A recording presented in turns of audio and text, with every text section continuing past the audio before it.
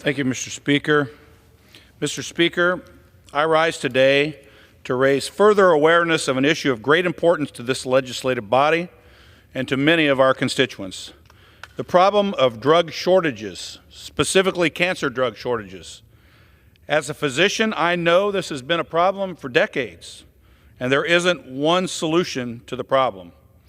But let me tell you some personal stories I've heard recently. I heard this month from a family in my district with a 5-year-old son battling pre-B-cell acute lymphoblastic leukemia. For 2.5 years now, the family has been facing heartbreaking challenges, which have been made significantly worse by shortages of generic medications. First, their son was supposed to receive cytarabine, also known as Ara-C. This is a generic chemotherapy medication the family should have been able to inject into the little boy's thigh at home during a particularly fragile stage of their son's treatment. Instead, the family was informed that shortages would prevent them from obtaining that form of medication, and they would need to deliver all chemotherapy through a central port intravenous line. Repeated access to the central venous line led to an infection and ultimately a 3-week hospital stay hundreds of miles from their home in Evansville, Indiana.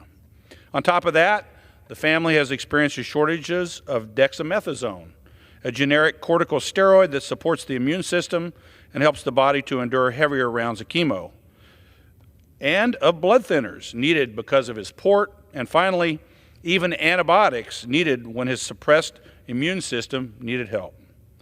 But this wasn't the first I had heard recently, the troubling news about drug shortages. Earlier this summer, an oncologist in my district brought to my attention the fact that his practice was short on chemotherapy drugs. And subsequently, we found out this was a nationwide issue. So short, in fact, that they were forced to essentially ration the medication needed by his patients with cancer. I was really shocked by that in our country, we would have to potentially ration chemotherapeutic agents due to a shortage. We subsequently found out it was due to a manufacturing issue overseas. A physician myself, I cannot imagine being put in a position where I might have to choose which of my patients on this day might receive life-saving treatments.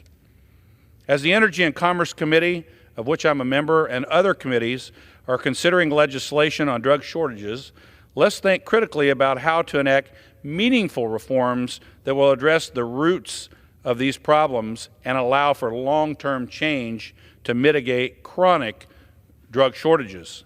I urge my colleagues to remember real people are affected by these shortages every day. Our constituents, all Americans, are affected by this problem. So again, let's pass meaningful legislation to help resolve these chronic drug shortages. Mr. Speaker, thank you, and I yield back the balance of my time. Gentleman yields back.